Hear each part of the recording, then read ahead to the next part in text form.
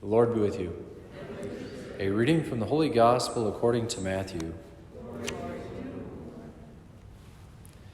Jesus went around to all the towns and villages, teaching in their synagogues, proclaiming the gospel of the kingdom, and curing every disease and illness. At the sight of the crowds, his heart was moved with pity for them, because they were troubled and abandoned, like sheep without a shepherd. Then he said to his disciples, "The harvest is abundant, but the laborers are few. So ask the master of the harvest to send out laborers for his harvest." The Gospel of the Lord.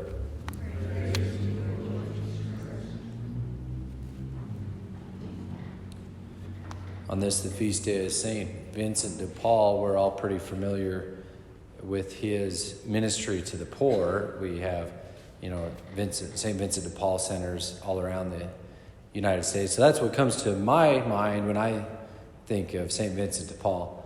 But in the good ministry he did to the poor. But he's also had a lot to do with the formation of clergy. In fact, the seminary I went to in Denver was once a Vincentian seminary. So it was ran by the Vincentians, the society that was founded either by Vincent de Paul or in honor of him. I don't know about that one in particular, but it was patterned on his priestly zeal. And it's kind of neat, some beautiful statues in there, and one marble statues it was of St. Vincent. And man, he's in a pose like he's on, a fiery preacher, and his stole is swinging off of him because he's so animated in his preaching. And it's just not the image I have of St. Vincent de Paul. I just think of him like handing out sweaters and stuff.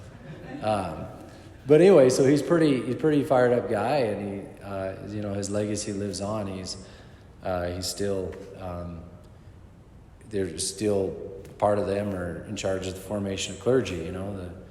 The harvest is abundant, but the laborers are few. So ask the master of the harvest to send out laborers to his harvest.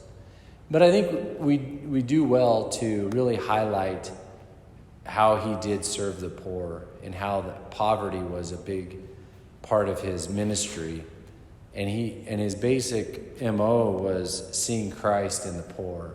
And he would say that if you're praying, if you're in the chapel praying and the poor knock on the door, by all means leave prayer and go and serve them. He said you leave one Jesus to serve another Jesus. So that's really beautiful. And then just that whole notion of poverty, that Christ became poor though he was rich, so that in our poverty we might become rich. So poverty is a true encounter with the Lord, and our own poverty is as well. So whether it's physical, material poverty, or just like